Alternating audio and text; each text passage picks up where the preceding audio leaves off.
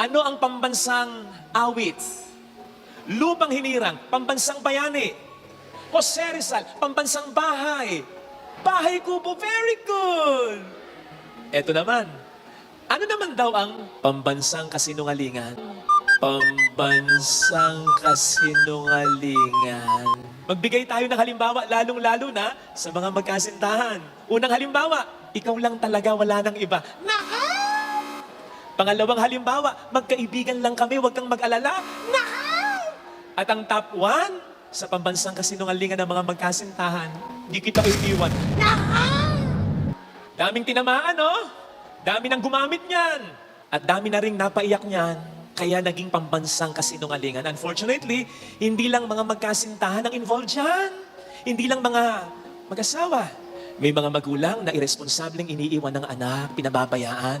May mga anak na kinakalimutan, iniiwan ng magulang. May mga kapatid na walang malasakit sa kapatid, hindi pinakikisamahan. May mga kaibigan na hindi mo maasahan nang iiwan.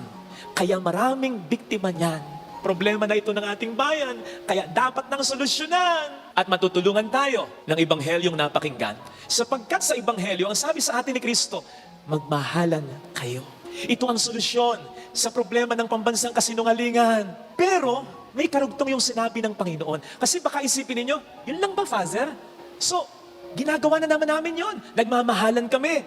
Ang sabi ng Panginoon, magmahalan tayo tulad ng kanyang pagmamahal sa atin. Yun ang sikreto.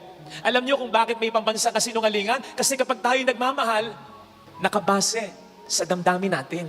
Ang damdamin, nagbabago. Pag nagbago ang pagmamahal, ang damdamin, ay siguradong mag-iiwanan yan. But God's love for us is not based on emotions, not based on feelings.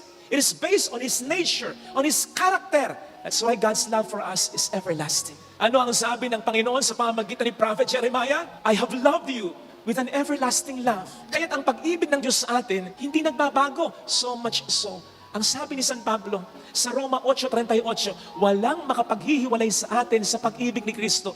Kahit kamatayan, kahit anong bagay na darating o sa kasalukuyan, kahit pa sino anumang nilalang, walang makapaghihiwalay sa atin sa pag-ibig ni Kristo, sapagkat ang pag-ibig ni Kristo para sa atin ay hindi nagpapago. That is why, kung ganito ang magiging pagmamahalan natin sa isa't isa, sigurado, walang pambansang kasinungalingan, walang iwanan.